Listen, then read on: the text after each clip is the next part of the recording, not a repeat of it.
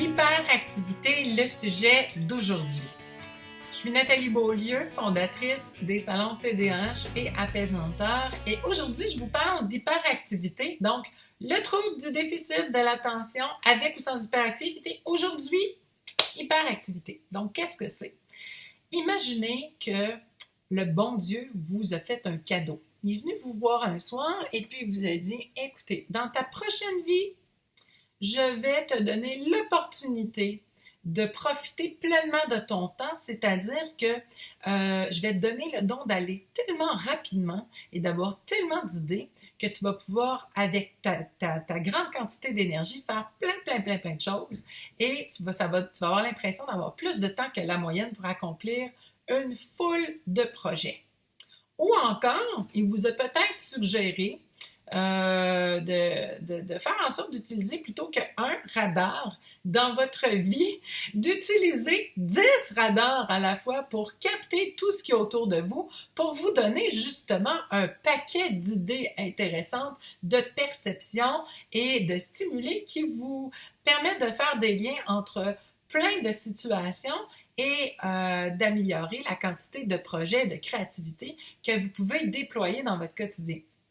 Pas évident à gérer quand on est tout petit et quand après ça, on tente de faire un sens à la vie avec des gens qui sont pas du tout au même rythme que nous. Donc, c'est le défi de l'hyperactivité. Donc, je veux rappeler que l'hyperactivité, c'est un état. Donc, le TDAH, ce n'est pas quelque chose qui s'acquiert, ce n'est pas quelque chose qui s'enseigne, ce n'est pas en lien avec l'éducation, ce n'est pas la faute de personne. Il s'agit simplement d'un bagage qu'on a qui est inné, qui fait partie de notre ADN. On a une sensation d'énergie, de besoin de bouger qui est important, le besoin d'être dans l'action. Ça peut être accompagné parfois d'impulsivité, parfois non, mais ce sont des gens qui sont réactifs, qui ont beaucoup d'énergie à déployer. Donc, ce que ça peut amener comme besoin, c'est le besoin pour la personne qui vit avec l'hyperactivité, le besoin de trouver des sources de calme pour ne pas réactiver ses 10 radars plutôt que son radar au niveau de son hypersensibilité, au niveau de ses sens. Ça peut être aussi de tempérer son rythme par rapport aux gens qu'elle côtoie. Ça peut être de dépenser de l'énergie parce qu'il y a besoin de bouger, il y a besoin de canaliser cet excès d'énergie-là, de canaliser aussi les idées et de canaliser même les sens. C'est-à-dire que ça peut être assez fatigant d'avoir des sensations d'être hyper stimulé et d'avoir besoin de calmer tout ça. Donc, ça peut être fatigant, même si on est hyperactif. Ça peut créer de la nervosité, ça peut créer de l'anxiété.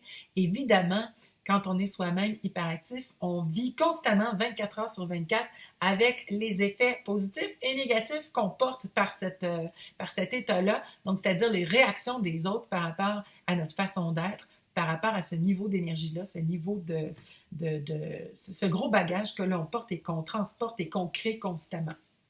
Donc, si je suis conjoint, si je suis enseignant, si je suis employeur, si je suis collègue, si je suis dans l'entourage, ça peut être dérangeant d'être avec quelqu'un qui manifeste ce besoin d'attention, d'énergie, de bouger, de parler.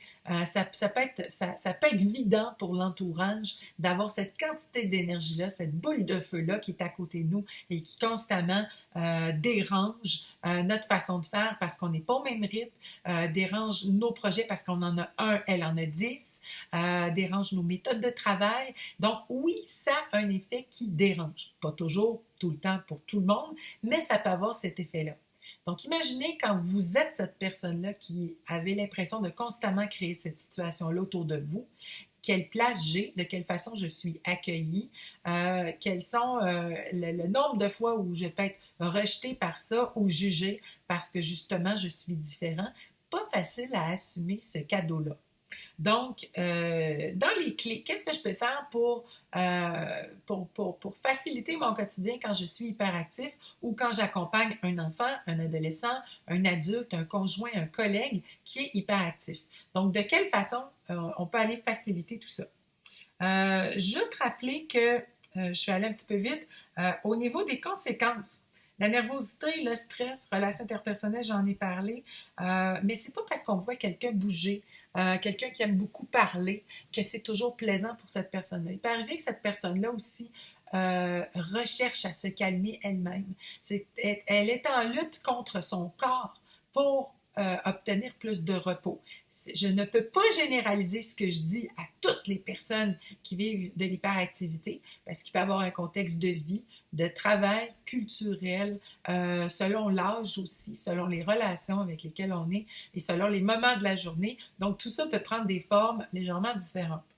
Donc, j'en viens aux moyens d'action. Je vous propose 10 pistes à aller explorer pour voir si ce ne sont pas des lieux où vous pouvez améliorer votre quotidien et aller chercher plus de calme, plus de facilité à contenir, à tempérer ou à dépenser cette énergie-là. Donc, premier lieu, c'est le sport. Donc, on le connaît, c'est facile de se dépenser là physiquement, ça canalise nos mouvements. C'est pas parce qu'on est dans les sports qu'on veut adhérer à la façon de pratiquer son sport, mais c'est d'aller canaliser l'énergie, d'aller la dépenser à cet endroit-là. Donc, si on peut aller chercher un sport qui nous plaît et d'aller développer des compétences en canalisant notre énergie là, bien, il se peut qu'on ait aussi des résultats positifs au-dessus de la moyenne. Donc, il y a certains grands sportifs, certains athlètes qui sont aussi TDAH et qui sont quelque part allés canaliser leurs besoins, leurs difficultés avec une passion au niveau sportif et qui les a aidés à tirer le meilleur parti de leur hyperactivité. Donc, choisissez un sport qui vous plaît. N'imposez pas un sport ou un choix en particulier à un enfant qui n'en a pas d'intérêt. Donc, se forcer à bouger, c'est pas nécessairement une bonne idée non plus. C'est d'aller chercher la motivation pour rendre ça plus facile, plus simple, plus agréable. L'autre chose, c'est pas parce qu'une personne a besoin de bouger ou a une certaine nervosité corporelle qu'elle a envie de pratiquer un sport. Ce sont deux choses différentes. Donc, faites la distinction entre le surplus d'énergie qu'on a besoin d'aller dépenser, d'aller canaliser et le besoin de constamment bouger ou de faire du bruit, d'avoir un crayon parce que peut-être on est démotivé par le contexte dans lequel on est plongé. Peut-être qu'il y a d'autres raisons aussi qui fait qu'on manifeste davantage d'hyperactivité, comme l'anxiété ou le stress, par exemple, qui peut générer des tensions qui nous amènent à développer une hyperactivité physique ou qui peut se jeter aussi au niveau verbal. Routine de vie. Quelle est votre hygiène de vie? Donc, au niveau des heures de coucher, de la quantité de sommeil, au niveau de la qualité de ce que vous mangez, au niveau des habitudes que vous avez. Ça peut être l'équilibre entre le travail, donc la quantité de travail et d'effort versus la quantité de plaisir, de détente et de loisirs. Ça peut être aussi des habitudes au niveau mental. Quelle est ma cassette interne? Qu'est-ce que j'ai l'habitude de me dire tous les matins? Est-ce que je me lève avec une humeur positive? Sinon, quelles sont les habitudes que je mets en place pour la rendre positive, pour me motiver? Donc, est-ce que je me raconte que je suis pas bon, que je suis pas capable? Ce sont des habitudes mentales qui ne m'aident pas et qui vont générer du stress et qui vont qui vont peut-être accentuer ma difficulté au niveau de l'hyperactivité et qui vont peut-être même en développer d'autres difficultés. Donc, on fait le moyen inverse dans ma routine. Est-ce qu'il y a des choses que je peux me dire, que je peux faire qui vont avoir une portée positive?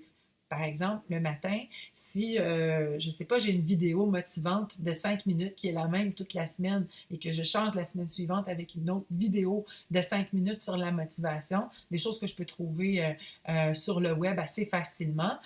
Ça peut être aussi des phrases que je me donne, ça peut être des objectifs, ça peut être des phrases positives et constructives. C'est un exemple de contexte que je peux me faciliter avec les habitudes mentales. Autre chose, la motivation, on l'a dit. Qu'est-ce qui fait que c'est intéressant de travailler la motivation? C'est le plaisir qu'on peut retirer d'une situation qui est peut-être pas agréable ou intéressante au départ, mais en y saupoudrant quelque chose qui nous intéresse, un petit peu plus de musique, un contexte plus confortable, la collaboration d'un ami, savoir qu'il y a un rendez-vous intéressant après notre tâche qui nous donne envie de passer à autre chose, pas nécessairement bâcler le travail, mais qui nous fait sourire et qui nous rend le contexte plus facile, plus intéressant. Ça peut être, par exemple, dans l'agenda, de rajouter quelques images inspirantes. Donc, la motivation, ce que ça fait, c'est que quand je stimule le plaisir, quand je stimule mes passions, je ne stimule pas non plus les mêmes zones au niveau du cerveau. Et au niveau du fonctionnement du cerveau, ce que ça fait à ce moment-là, c'est que ça rejoint des circuits où je suis capable de fonctionner un petit peu plus normalement, un petit peu plus facilement, un petit peu plus simplement. Ça bonifie mes capacités à atteindre mes objectifs et à rendre plus facile la gestion de mon quotidien. Donc, utiliser le plaisir, la motivation, pas juste pour faire plaisir à l'autre, pas juste pour être gentil ou rendre des choses agréables, mais parce que dans la façon de fonctionner au niveau du système nerveux, au niveau du cerveau, j'ai des zones différentes qui sont stimulées et qui m'aident dans mes capacités à réaliser des tâches plus facilement. Donc, au niveau de l'hyperactivité, ça peut aller canaliser aussi mon énergie plus facilement pour atteindre des objectifs. Des objectifs, ça peut être des objectifs de, de productivité. Ça peut être aussi des objectifs, par exemple, OK, parler un peu moins, m'exprimer au bon moment. Donc, ça peut être des objectifs très, très, très simples aussi, qui sont des défis du quotidien pour améliorer mon comportement, mes relations avec les autres ou ma façon de m'organiser.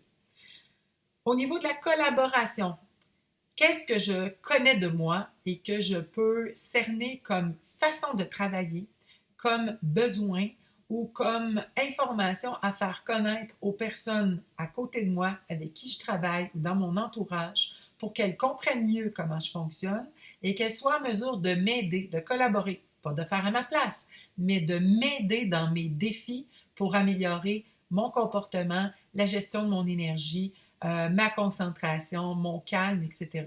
Donc, c'est important que je développe la connaissance de moi pour savoir quels sont les outils qui me facilitent le quotidien. Est-ce que c'est, par exemple, pourrais-tu faire un petit peu moins de bruit? Pourrais-tu essayer d'arriver à l'heure parce que ça me déconcentre, puis à chaque fois, je dois prendre 5 à 10 minutes pour retrouver ma concentration et me remettre dans la tâche. Est-ce que c'est le niveau de bruit? Est-ce que c'est le temps que je prends à faire une tâche que j'ai besoin de diminuer parce que je perds ma concentration? Regardez dans le fonctionnement si vous pouvez demander la collaboration des gens autour de vous.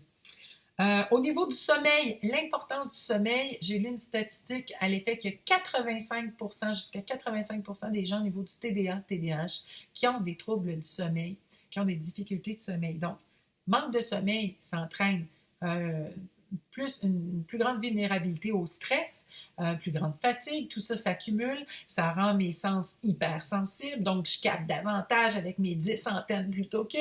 Donc tout ça a un effet d'entraînement et peut influencer aussi mon hyperactivité. Donc, quels sont mes besoins au niveau du sommeil et si je manque de sommeil, quels sont les moyens que je peux faire pour, si je ne peux pas dormir le nombre d'heures dont j'ai besoin, est-ce que je peux faire des siestes, est-ce que je peux me préserver des aires de repos pour récupérer de l'énergie.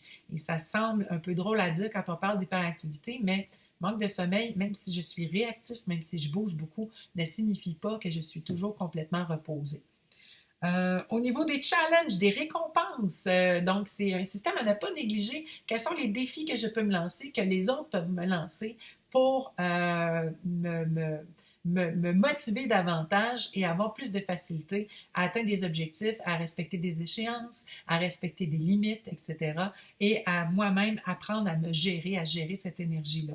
Donc, ça peut être autant au niveau de se dépenser que de dire pendant tant de temps de plus, j'ai réussi à rester assis calmement à la tâche et j'ai pris des images d'inspiration, j'ai pris d'autres moyens que j'ai mis en place pour m'aider à gagner du temps de calme, du temps de concentration, de productivité. Je donne ces exemples-là, mais ça peut être tellement varié selon le contexte pour lequel vous êtes. Je vous invite à trouver vos propres situations pour lesquelles vous devez relever des défis et voir pour chaque situation quelle serait la situation idéale. Et une fois que vous avez la situation idéale par rapport à la situation du moment qui est problématique, quel est le chemin entre les deux que je peux faire? Quelles sont les ressources que j'ai à l'extérieur de moi? Quels sont les changements internes que je peux faire pour améliorer et faciliter ce parcours-là?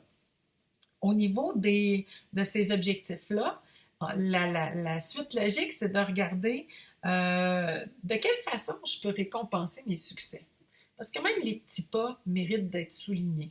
pour soi-même, pour l'estime de soi, avec les autres, pour démontrer qu'il y a du progrès, pour dire que même si c'est pas évident, même si je peux déranger, ben il y a quand même du progrès, il y a quand même de la nouveauté, puis accrochons-nous à ça pour rester positif et s'entraider.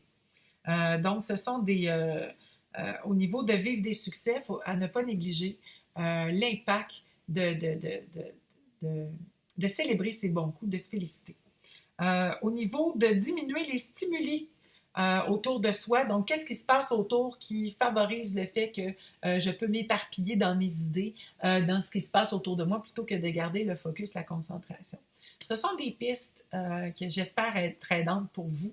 Donc, si vous voulez en savoir plus ou si aller plus loin dans ce sujet-là, n'hésitez pas à visiter le site lesalon-tdah.com, pas le site, le TDAH, voyons, je recommence pour une troisième fois, le salon tdah.com. Donc, il y a d'autres ressources pour lesquelles vous pourriez trouver de l'inspiration pour vous faciliter le quotidien avec l'hyperactivité.